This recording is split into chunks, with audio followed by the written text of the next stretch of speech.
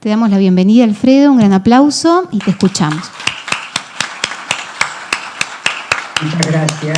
Muchas gracias.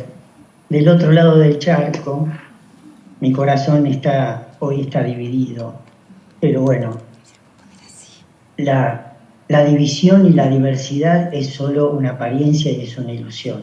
Así que estamos todos conectados desde el corazón para celebrar este día y llenarnos de bendiciones con la divinidad que representa la medicina ayurvédica, que es el Sri Dhanvantari.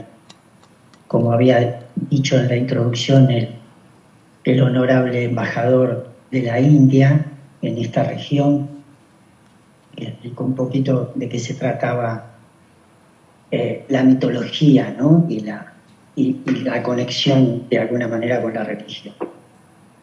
Yo quería agradecer a la doctora Pilar de Prado y a todos los organizadores, el equipo de trabajo de AUMA, que son muchos, que hicieron un trabajo excelente en tiempo meteórico, en un tiempo muy corto. Yo fui testigo de todos los avatares por los que pasaron y la verdad que es un honor y un agradecimiento enorme, una felicitación para todos, para todas y todos ustedes que están del otro lado de la pantalla. Y un agradecimiento a la Embajada de la India, que nos ha dado un respaldo enorme y nos hace como el puente con el Ministerio Ayush, que lo mencionó la doctora Pilar, que es el gran impulsor y organizador y ordenador de la Ayurveda en todo el mundo. Bueno, vamos a compartir la pantalla. Y el tema que voy a tocar hoy tiene que ver es en realidad como un desafío, ¿no? Apasionante, como todos los temas que nos propone la Ayurveda, pero esto es novedoso, por eso agradezco a la doctora Micaela, que habló sobre las pautas de la Ayurveda y las bases de la Ayurveda de una manera muy linda, muy clara, porque la presentación mía tiene que ver un poco con conocer ya algo de la Ayurveda, porque yo no puedo explicar qué es el Ayurveda para poder hablar de lo que quiero hablar, que tiene que ver con la genética y con los estudios científicos que se están haciendo ahora, que ahí hubo una de las asistentes que preguntó sobre la parte científica, y este es uno de los pilares científicos que está desarrollándose cada vez más y más en el campo de la Ayurveda a nivel mundial, especialmente desde el Ministerio Ayush, con los expertos y los investigadores que están haciendo un trabajo espectacular. Nosotros, como médicos de la Ayurveda de hace muchos años, estamos buscando permanentemente cómo hacer una correlación entre este conocimiento ancestral, en este legado que han dejado nuestros rishis, que son los antiguos sabios de la India, y los avances tecnológicos que vienen de la mano de Occidente, fundamentalmente, y las correlaciones siguen sorprendiéndonos. Yo prácticamente tengo 30 años en el campo de la Ayurveda y por suerte hoy me sigo sorprendiendo de los hallazgos que hay, ¿no? De las cosas que se están desarrollando y que se están correlacionando. Nosotros estamos todo el tiempo buscando la correlación permanente entre Oriente y Occidente, entre esta medicina o esta ciencia que estuvo mucho tiempo en la oscuridad y considerándose una ciencia lo menos que se consideró fue una ciencia blanda, pero antes de considerar una ciencia blanda, era como ocultismo, metafísica, estaba como en un cono de sombra. Entonces yo me voy a referir hoy al Ayur Nutrigenoma. ¿Qué será todas estas palabras que aparecen por acá? Para eso vamos a tener que empezar definiendo algunos, voy a tratar de definir la menor cantidad de términos posible porque la genética es algo muy difícil, ¿no? de comprender. Yo la estudié hace más o menos 50 años, cuando empecé, son las primeras materias de la carrera de medicina. Después la retomé en algunas partes, pero por las especialidades que fui desarrollando, no la profundicé y por supuesto que me olvidé de un montón de cosas. Y ahora, en este último tiempo, me encuentro con una serie de papers en el que empieza a sonar esto del genoma, del genotipo, del fenotipo, y qué relación tiene la Ayurveda con todo esto. Entonces, bueno, genotipo lo vamos a definir como es el bagaje hereditario que tiene una persona.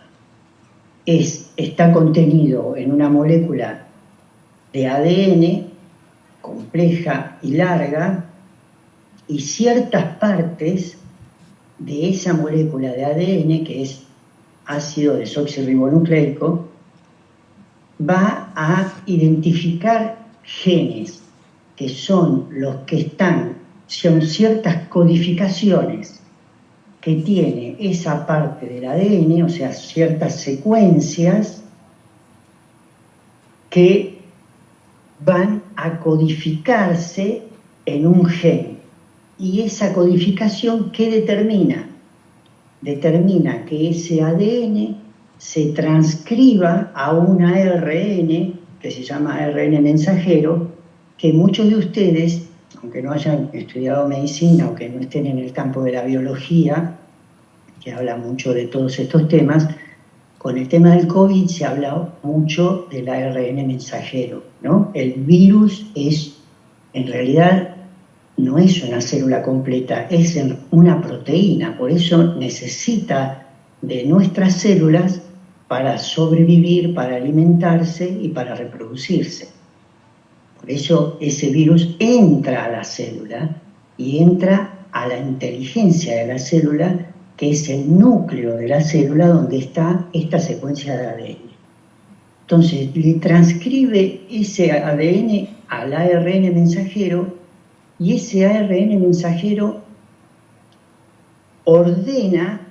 manda una señal para que se sintetice determinado tipo de proteínas. Y esas proteínas van a traer distintas consecuencias que tienen que ver con caracteres físicos y con rutas metabólicas, con rutas bioquímicas, rutas metabólicas y funciones. Entonces, ¿de qué depende ese genotipo? Depende de la herencia. Justamente aportan el padre y la madre, aportan cada uno de ellos 23 cromosomas y forman el mapa genético, que serían los 43 pares de cromosomas. A diferencia del genotipo, está el fenotipo. El fenotipo es lo que uno puede ver a simple vista. Son los caracteres físicos, la estructura física y los caracteres físicos que denominan o determinan rasgos que uno puede identificar y hace a la individualidad y a la personalidad. Se manifiesta en la parte física, pero también se manifiesta en comportamientos. Y acá le ponen algunos ejemplos, como es el color del pelo, el cabello, el tamaño de los huesos, las cosas que se ven desde afuera.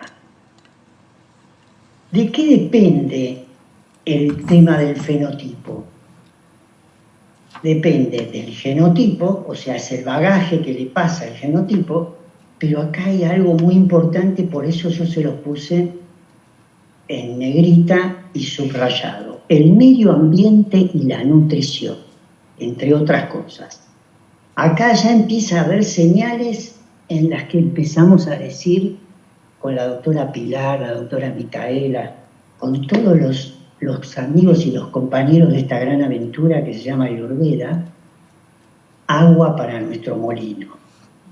Vamos a seguir avanzando un poquito más. Los investigadores empezaron a dar cuenta que estudiando y estudiando el genotipo, no llegaban a poder entender por qué había ciertas cosas que se manifestaban, o sea, que se expresaban y las podíamos detectar en el fenotipo, que no estaban codificadas en el genotipo.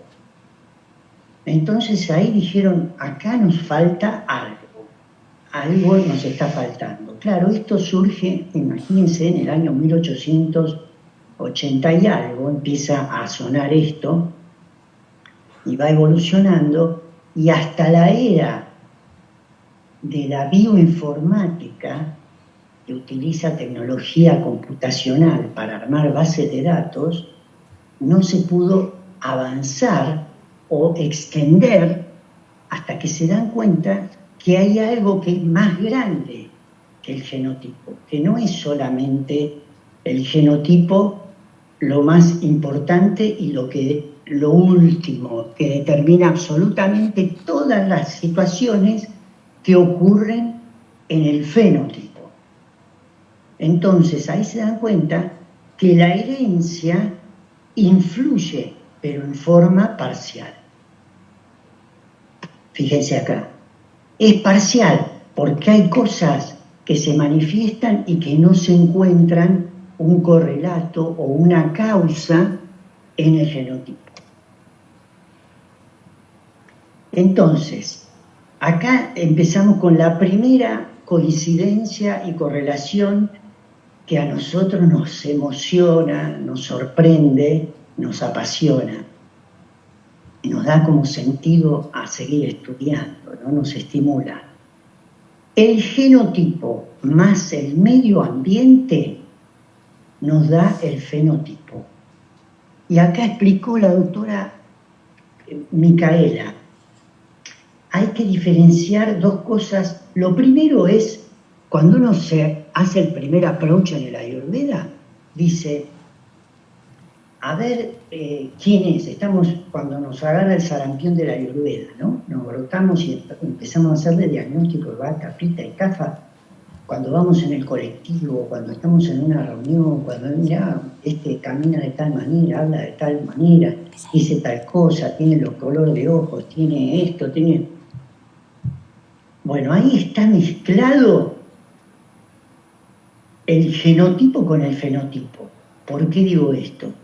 Porque la Ayurveda hace más de 5.000 años, piensen esto, hace más de 5.000 años los rishis hablaban de esto, nos dejaron este legado y dijeron, la prakriti o constitución primaria es el genotipo. Esto es así de sencillo. El genotipo es genio y figura hasta la sepultura. Es aquello que no cambia, es aquello que permanece igual, siempre igual, a lo largo de toda la vida, desde que uno nace hasta que uno muere. Pero la influencia de este medio ambiente, mezclada con la prakriti o este genotipo, nos da el fenotipo. Y el fenotipo es el área donde se manifiestan los doshas. Porque la doctora Pilar lo dijo, dosha es desequilibrio. Una vez que están esos 5 elementos interactuando entre sí, ya ahí empieza el desequilibrio, porque hay fricción, hay desgaste, está sujeto a las leyes de la impermanencia. Entonces, el dosha, o si quieren el desequilibrio que se llama vikriti, prakriti es la constitución básica, vikriti es el desequilibrio, pero también lo podemos llamar dosha, y acá es tridosha porque la teoría habla de los 3 doshas.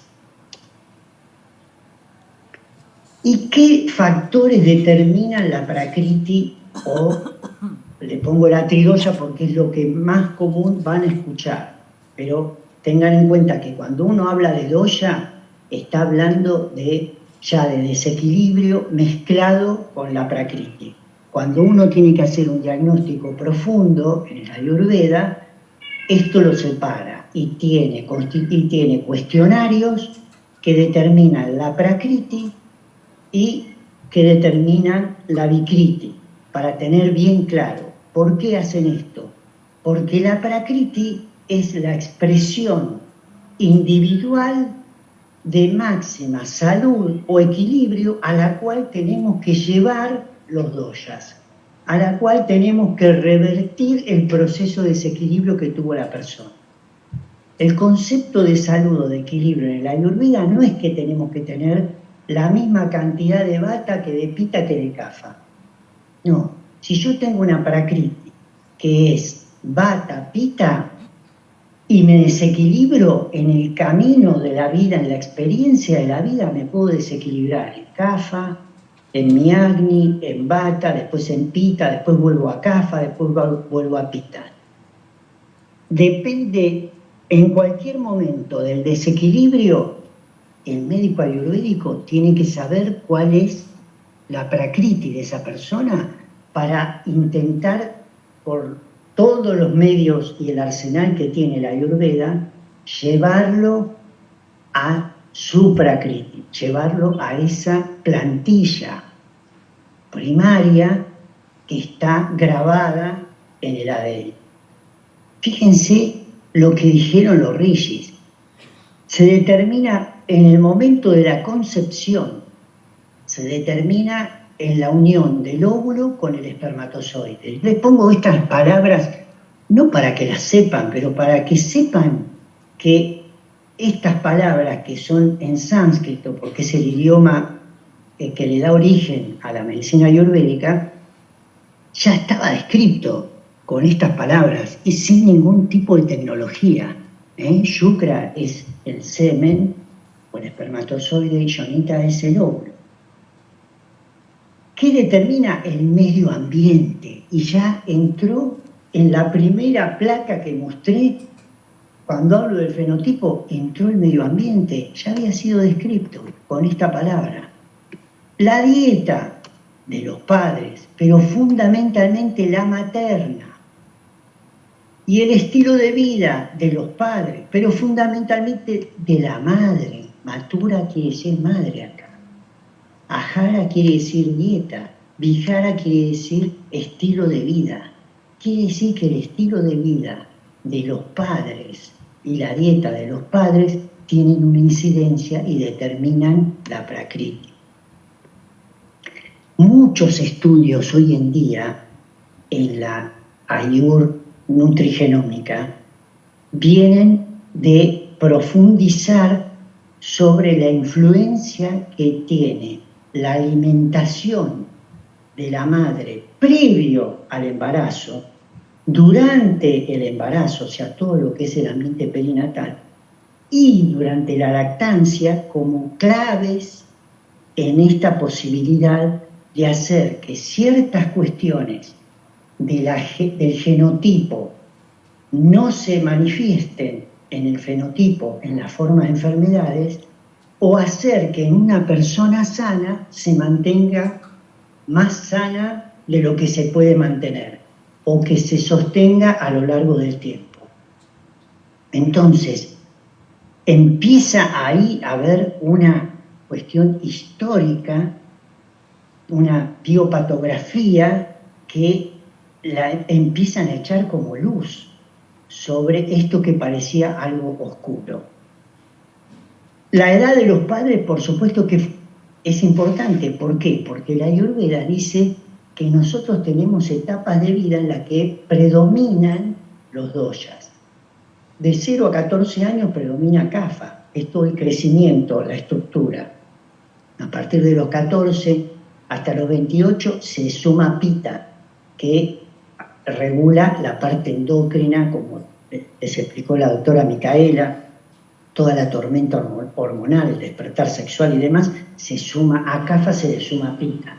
De los 28 a los 42 predomina más Pitta. A partir de los 42 el fuego comienza a bajar y empieza a aumentar Vata. Entonces, la edad de los padres es fundamental, porque no es lo mismo tener 20 años que tener 30 años, que tener 35 años, que tener 38 años o tener 40 años. No es ni malo ni bueno, es distinto. Tiene que ver con las etnias, tiene que ver con las características familiares. Y acá hay un concepto de Satmia que quiere decir, en sencillo, les hago el resumen, quiere decir muchas cosas, para que lo puedan entender, es la resiliencia de la psicología moderna, o de la psiquiatría, o de las constelaciones, de todo lo que se habla ahora en Occidente. Es la capacidad de transformación de situaciones hostiles o estresantes o adversas o de mucho tóxico a nivel de la alimentación, de poder transformarlas en algo que sea saludable y que no nos termine enfermando. El origen y el lugar de nacimiento. Todo esto determina la Prakriti. Para la Ayurveda, este era el genoma, este era el genotipo. Primero genotipo, ahora vamos a pasar más adelante a la genómica. La genética entonces incluye esto, los genes y su expresión, e incluye el polimorfismo. ¿Qué quiere decir polimorfismo? Son alteraciones en las secuencias del ADN. Solo eso. Alteraciones en la secuencia. Si se altera una secuencia de ADN en el ADN, le va a mandar un mensaje al ARN que fabrique una proteína distinta de la que iba a fabricar si no hubiese sufrido polimorfismo. Así, hagámoslo lo más sencillo posible. Como les decía antes, con la era de la bioinformática aparece el genoma. En el 2003 yo me acuerdo que se dio por todos los medios de comunicación. Se dio la información de que se había logrado conocer el genoma completo del ser humano. Un acontecimiento, 24 de abril del 2003. Esto es mucho más complejo. ¿Por qué? Porque a esa genética que estudia solamente los genes, es decir, la parte del ADN que está codificado, se le empieza a agregar una parte enorme de ADN que es no codificante. ¿Qué quiere decir? Que no va a mandar señales de que el ARN fabrique determinada proteína. Entonces se preguntaron acá los investigadores y los pensadores, hasta los filósofos, ¡wow! ¿Qué pasa con esto? Resulta que el genoma es muchísimo más amplio que los genes, los incluye. Entonces, fíjense que dice, es la interacción de los genes, o sea, intragénica e intergénica, que es el entorno, con el ADN o los genes que están cercanos. La porción del genoma que codifica una proteína o un ARN se llama gen. Entonces, ¿esto de qué se trata? Y después vamos a agregarle la palabra nutri, que es la influencia de la nutrición en el genoma y la respuesta que trae en el metabolismo, en la síntesis de las proteínas y en las distintas funciones. ¿Dónde se encuentra nuestro genoma? Se encuentra en el núcleo de la célula y se encuentra en la mitocondria, que es una de las organelas que se dedican a la respiración celular. El núcleo de la célula es el ADNI, es la inteligencia de la célula. Esto ya lo habían dicho los rishis, no habían hablado de célula, lo hablaban en otros términos, pero ellos decían, todo lo que es ácido en el cuerpo es el representante objetivo y químico de Pita. Pita no puede estar en el cuerpo en la forma de fuego por razones obvias porque nos quemaríamos. ¿Cómo está? Está en la forma de ácidos y es lo que regula todo lo que tiene que ver con la regulación, las rutas metabólicas, la endocrinología, todo lo que es la regulación hormonal y la energía química, todo lo que es químico. Fíjense que casualmente ellos decían esto del ADNI y de Pita, que son ácidos, y estos son ácidos nucleicos, ácido desoxirribonucleico, ácido ribonucleico, todo es ácido, todo está dentro del núcleo. Aquí hay sattvas, aquí hay inteligencia discriminativa, hay selección, hay una serie de mecanismos muy sutiles.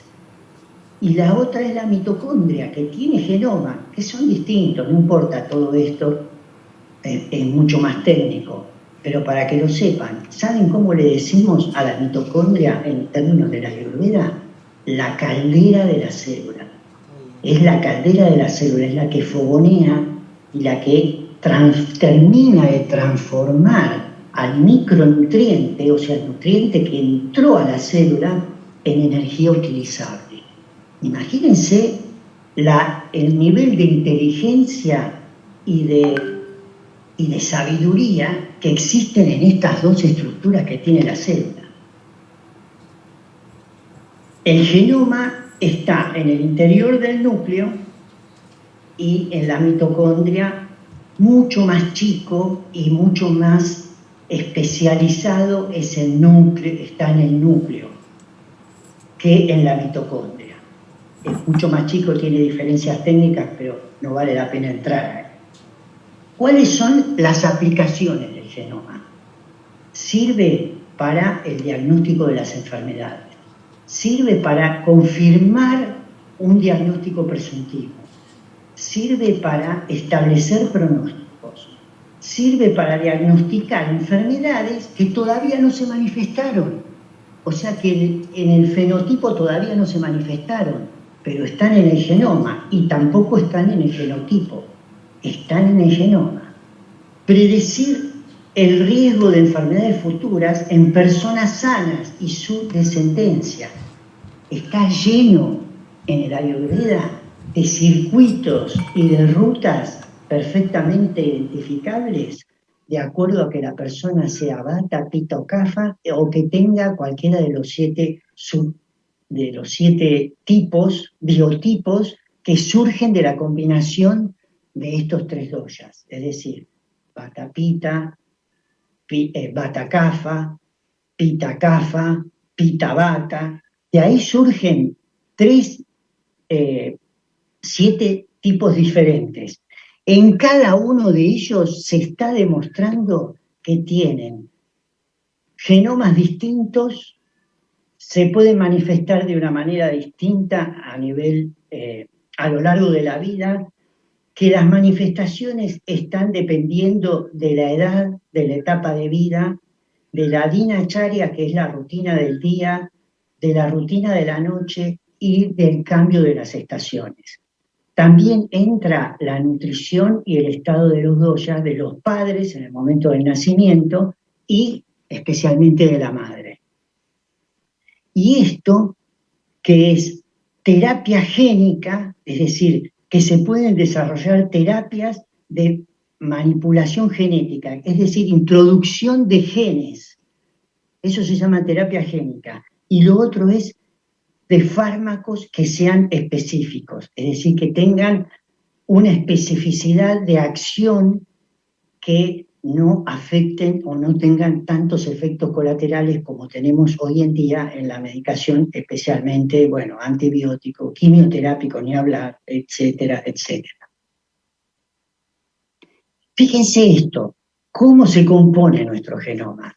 Son 6.000 millones de pares de bases de nucleótidos, esto que yo les decía recién.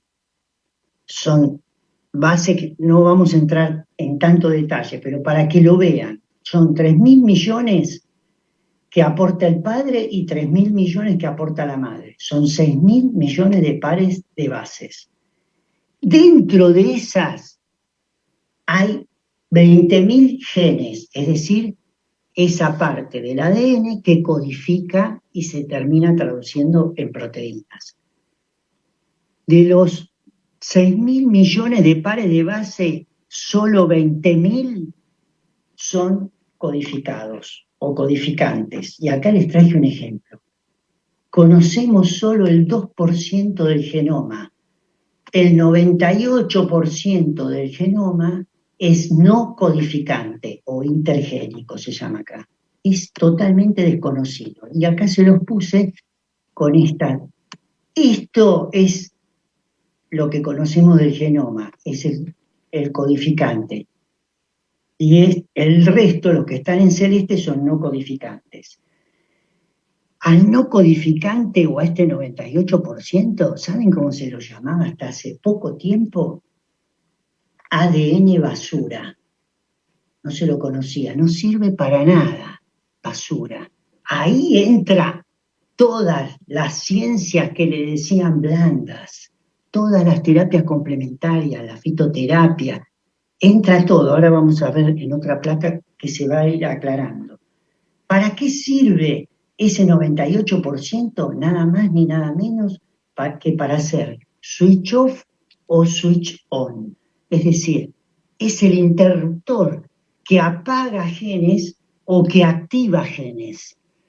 Entonces, va a depender de ese 98% que entra la nutrición, el estilo de vida, etcétera, etcétera, de que ciertas patologías, por ejemplo, que están codificadas en determinadas secuencias de ADN, no se manifiesten o sí se manifiesten.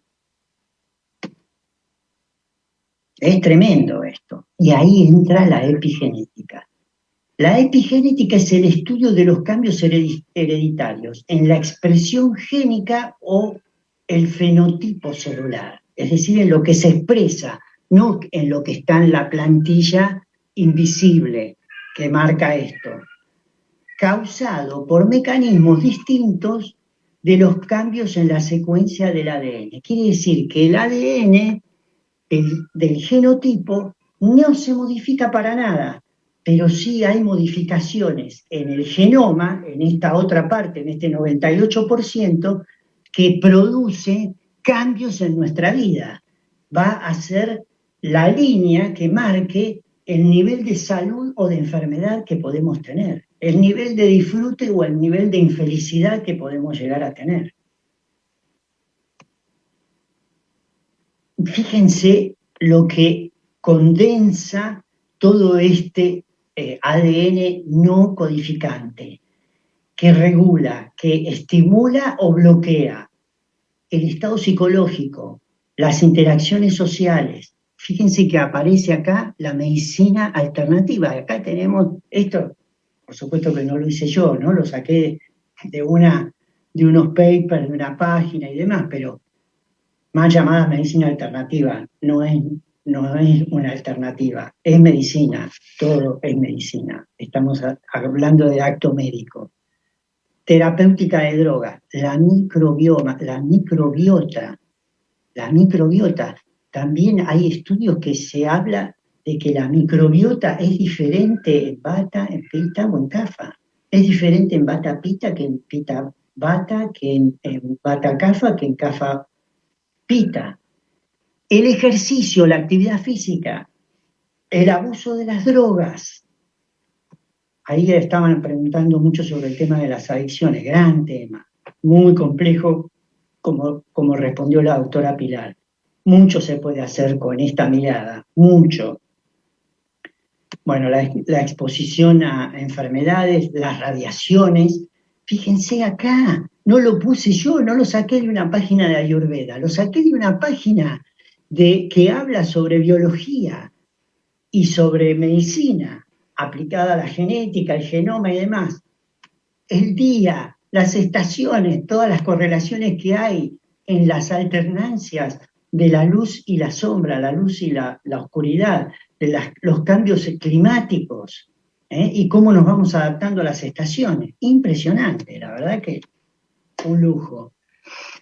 Entonces la pregunta ¿cuál es? ¿Nuestra vida está genéticamente determinada o qué pasa? ¿O está epigenéticamente determinada? Por supuesto que la respuesta correcta es la B. Está epigenéticamente determinada porque tenemos el 98% de posibilidades de actuar sobre ese 2%.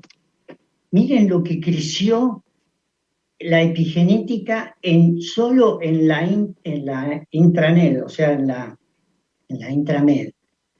En la PubMed, que es un sitio que los médicos, los investigadores, los biólogos, todos los profesionales de la salud en general buscamos mucho porque están los papers, los mejores papers publicados. De 114 entradas que se registraron en el 95 al 2016, miren lo que creció, 7.851 entradas, increíble. Vamos a mechar con un poco de Ayurveda, porque si no, tanta cosa técnica, ¿no? Los 3 pilares de la Ayurveda. Fíjense, acá tienen a la presidenta de AUMA, a Pilar. Es uno de los 3 pilares de la Ayurveda. Ahí está encarnando a los 3 pilares, Pilar de Prado. El estilo de vida, Pijara. Y la dieta. ¿Saben lo que yo leí hace cosa de 20 años? Decían los rishis, solamente observando y haciendo dietas personalizadas, que eso es lo que propone la genómica, la Ayurgenoma propone hacer algo personalizado. Es la ruta hacia la individualidad y hacia salir de lo general y salir de la aspirina para todo el mundo.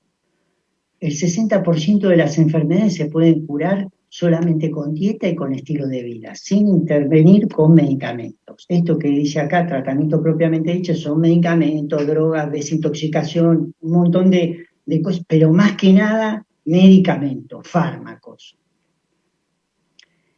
Ahora hay ayurvedistas modernos. Primero, hubo un trabajo muy importante que yo lo presenté acá, en Argentina, lo presenté y lo llevé a India, y no me acuerdo si en algún otro país que me invitaron.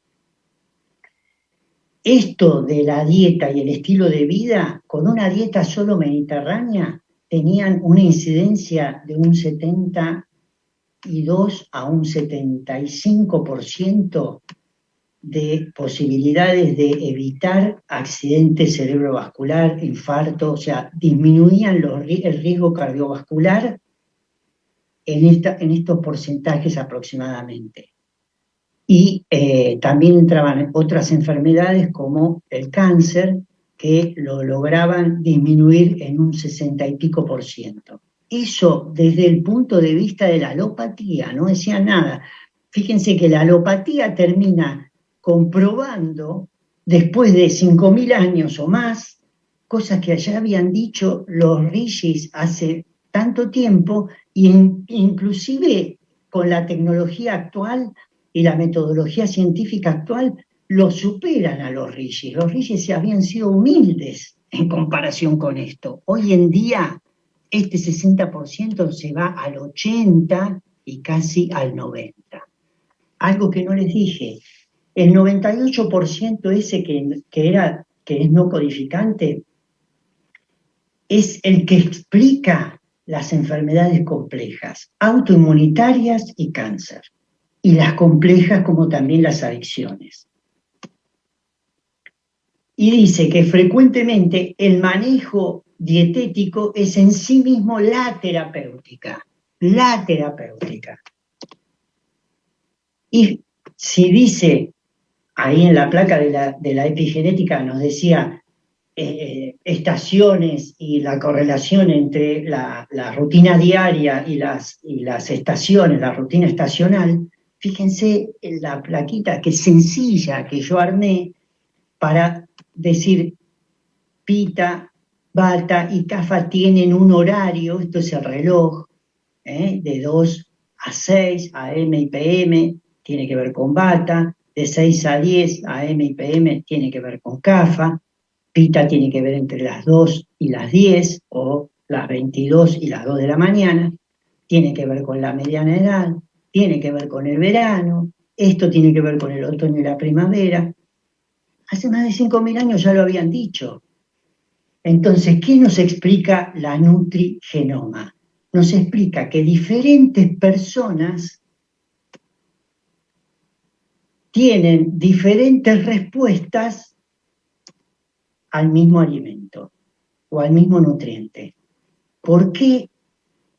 Esto, un ejemplo es todo lo que es la intolerancia alimentaria, la intolerancia al gluten y al trigo, sin tener la determinación genética. Es enorme la cantidad de pacientes que uno le saca el trigo y el gluten teniendo los anticuerpos para la enfermedad celíaca negativos y mejoran un montón. Esa es la causa o la herencia faltante o la causal perdida. Esa la llamo yo la causal perdida a esta parte del genoma, a la que no está codificada. La nutrigenética, ¿qué estudia? Estudia los genes en relación al nutriente. Y acá hay un ejemplo que no lo voy a desarrollar, pero se los nombro porque hay médicos y hay gente los que quieran utilizarlo. El ejemplo o el paradigma de esto es la fenilcetonuria. Es una enfermedad que es por un gen, hay un gen que marca una ruta metabólica para transformar un aminoácido, que es la fenilalanina, en tiroxina. En la enfermedad, ese gen hace que no se exprese, que esté lento o que esté ausente, entonces se acumula la fenilalanina y produce un desastre. Produce un desastre a nivel intelectual, a nivel cognitivo, a nivel neurológico y demás. En cambio, la nutrigenómica estudia al revés. Esto es medio una sutileza porque se habla de la relación gen-nutriente, pero bueno, para decir la nutrigenómica es la influencia del nutriente sobre el gen, que hace que haya alteraciones en la secuencia del ADN y que haya cosas que se expresan y hay cosas que no se expresan.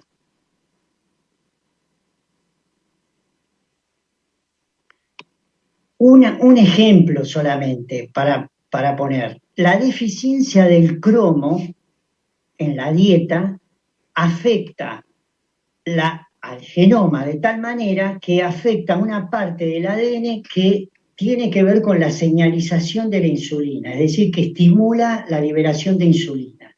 La insulina no se estimula, entonces predispone a la diabetes tipo 2. Esto para hacer intervenciones que son muy sencillas, les digo para que sepan, ¿dónde hay cromo? En las semillas de alpiste. Pongan semillitas de alpiste con las semillitas de girasol, con las semillitas de sésamo, con las semillitas de lino, tienen oligoelementos, tienen nutrientes, tienen omega, ácidos grasos. Simplemente con eso podemos estar previniendo. Nos sirve el Ayur Nutrigenoma, nos sirve para predecir, para diagnosticar, para prevenir y para curar. Para todo eso. La nutrigenómica, esto no es de la Ayurveda, es de la ciencia moderna, digamos.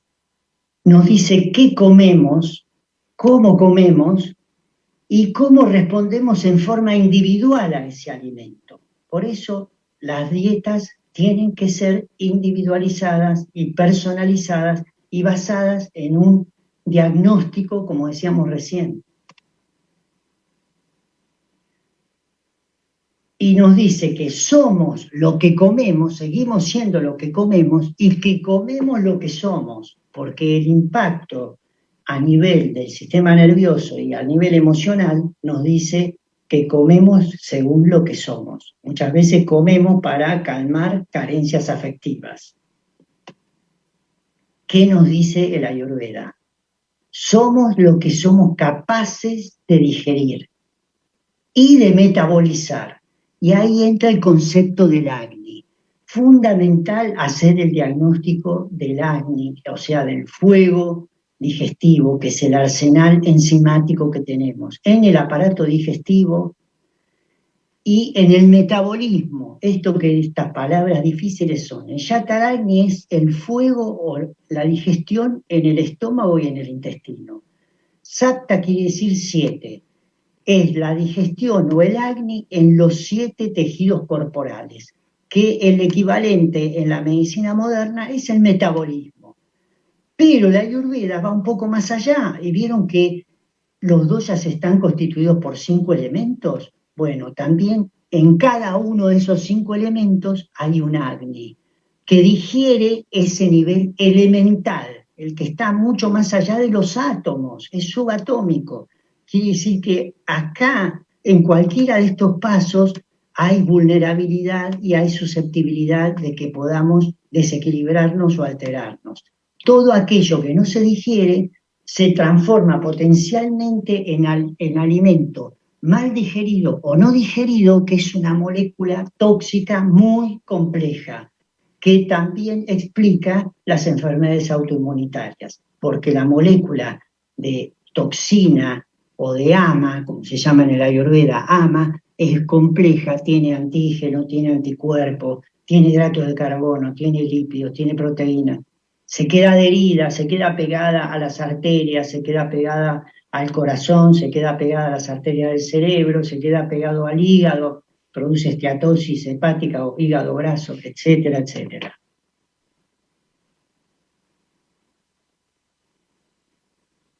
Estudiando la farmacogenómica, es decir, estudiar cuál es la influencia de los fármacos, cómo podemos hacer los fármacos específicos y personalizados, junto con la nutrigenómica, dice que estamos mucho más expuestos a los alimentos que a las drogas. Por eso hablamos más de nutrigenómica. Podríamos hablar de muchas otras factores ambientales, como habíamos descrito. ¿Y qué nos encontramos en los más antiguos de la Ayurveda? Charaka, que es uno de los clásicos, hablaba de la dieta como factor causal de desequilibrios y de enfermedades. Y otro de los clásicos, que se llamaba Sushruta, hablaba de Ahara, que es la dieta, como todo alimento ingerido y posteriormente digerido que proporciona crecimiento o recuperación de las reservas por pérdida y protección o prevención contra las enfermedades. ¿Y qué aporta Charaka? Dice que estos alimentos producen vigor y sostienen al cuerpo, mantienen el equilibrio en los doshas y producen defensas. Estos doshas quiere decir, entre otras cosas, el inmunoma, le puse acá, porque ahora viene la ciencia de la genomics y estudiar todo el metaboloma, el transcriptoma, el proteoma, el inmunoma. O sea que el medio ambiente y el alimento tienen que ver con el sistema inmunológico, que es Agni dependiente, casualmente. Tenemos Agni en el núcleo de la célula, tenemos Agni en la mitocondria, tenemos Agni en la digestión, tenemos Agni en el metabolismo, tenemos Agni en el sistema inmunológico. Aumenta la memoria, como nos ayuda a recordar quién somos inclusive. ¿Por qué? Porque nos puede llevar a la felicidad o a la miseria, o aumentar el sufrimiento. el alimento, sí señores, el alimento, y puede mejorar la digestión y por supuesto el metabolismo. Y a manera de conclusión, lo que yo les quería decir esto, fíjense, los nutrigenomics y los nutrigenetics, ¿no? De un lado y del otro. Ahora se habla de epigenoma. ¿Qué tiene que ver con el epigenoma? La microbiota, la dieta.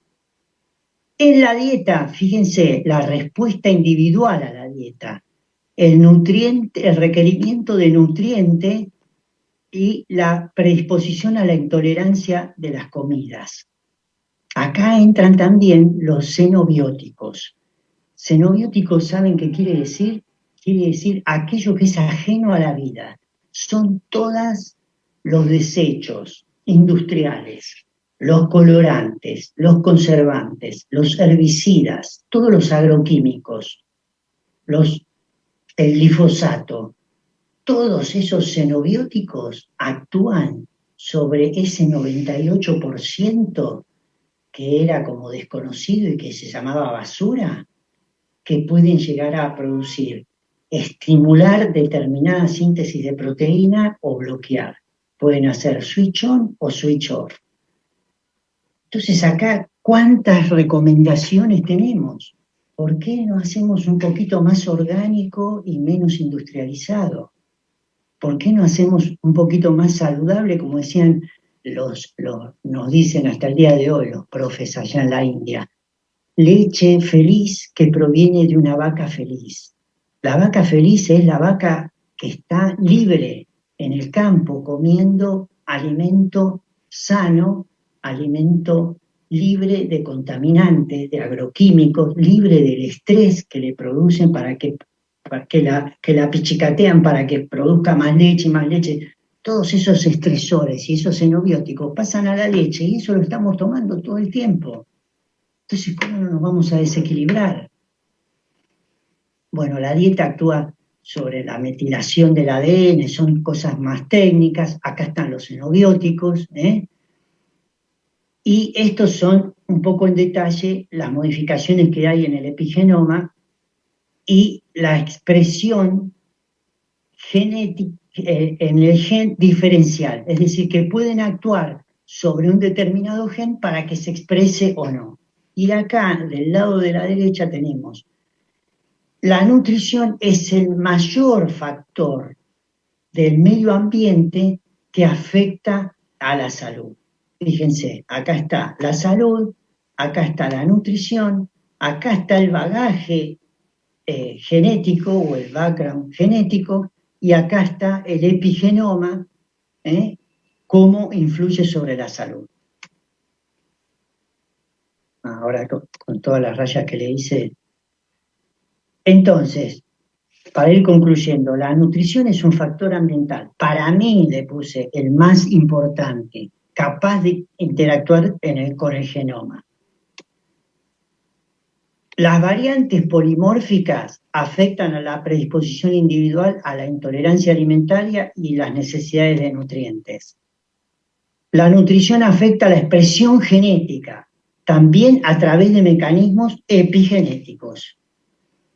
Los alimentos contienen donantes, bueno, esto es un poco técnico, pero donantes de metilo, las moléculas bioactivas, los xenobióticos que pueden afectar el epigenoma.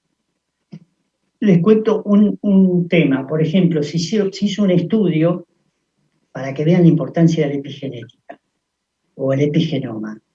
Se hizo un estudio entre la relación de la cafeína y el infarto agudo de miocardio. Entonces se estudiaban a los individuos que consumían mucha cantidad de café y los que terminaban teniendo infarto agudo de miocardio. Aparecieron un montón de papers. Esto nosotros lo conocemos muy bien, los médicos. Me van a dar la derecha, todos los médicos, Pilar a la cabeza, me van a dar la derecha. Un montón de papers y decían, la relación es directa, más cafeína, más infarto agudo de miocardio. Y aparecían otro montón de papers que decían, La cafeína no tiene nada que ver con el infarto agudo de miocardio. Nosotros en el grupo de estudio que tuvimos, en el grupo de experimentación que tuvimos nada más que el 0,1% de infartos y no lo podemos atribuir a la cafeína. ¿Por qué es eso? Porque diferentes personas tienen diferentes respuestas al mismo alimento. Era lo que yo les había dicho antes. Lo que se demostró en el genoma es que hay personas que tienen la capacidad de metabolizar la cafeína más rápido y de una manera más eficiente que otras. Entonces, los que tienen una manera más lenta, se acumula la cafeína y se termina transformando en tóxica. Pero no lo pueden generalizar. ¿Por qué? Porque yo ahí les digo esto. ¿Qué nos viene a la cabeza a los ayurvédicos? El tema está en el acné. El tema está en que si vos tenés un acné fuerte y eficiente y lo ayudás con la alimentación, podés tomar cafeína y en una de esas no despertás esa parte del genoma que te afecta para la metabolización de la cafeína. Entonces yo estoy seguro que los que más tenían infartos con la cafeína, me encantaría poder estudiarlo, ¿no? Pero imagínense, se me cae la baba con esto. Seguramente que eran constituciones Pitta, Kapha y tenían alguna alteración en el acné digestivo y en el acné de los datos, o sea, del metabolismo, que afectaba el agua y la tierra, o sea, Kapha, enlentecía la acción de determinadas enzimas que son las representantes de Pitta en el cuerpo. Entonces sería bárbaro estudiarlo. Seguramente que los que tenían esa deficiencia eran los que iban al infarto y los que no tenían esa deficiencia, que tenían una armonía en la relación de Vata, que es el que aporta el oxígeno y es el que aporta la eficiencia hacia el fuego digestivo para que pueda digerir en forma completa y que no se generen metabolitos tóxicos intermedios. Entonces, cuando hay una armonía ahí entre Pitta y Vata, seguramente que el grupo de esas personas no desarrollaron infarto agudo de miocardio. Fíjense hasta dónde puede llegar el razonamiento. Me quiero despedir con esto, una plaquita para cerrar y una frase del gran Hipócrates, que para mí tenía conocimientos de la Ayurveda, en otro encuentro se los puedo llegar a explicar. Es más importante saber qué tipo de persona tiene una enfermedad, a qué tipo de enfermedad tiene una persona. Agua para nuestro molino. Y les digo otra cosa mucho más sencilla. Con esto ¿saben qué concluyo? Que cuando el Ayurveda y los rishis sabios del Veda, en realidad es al revés, que Occidente, con toda la tecnología que tiene, va con las papas, los rishis de la Ayurveda vuelven con el puré. Muchas gracias.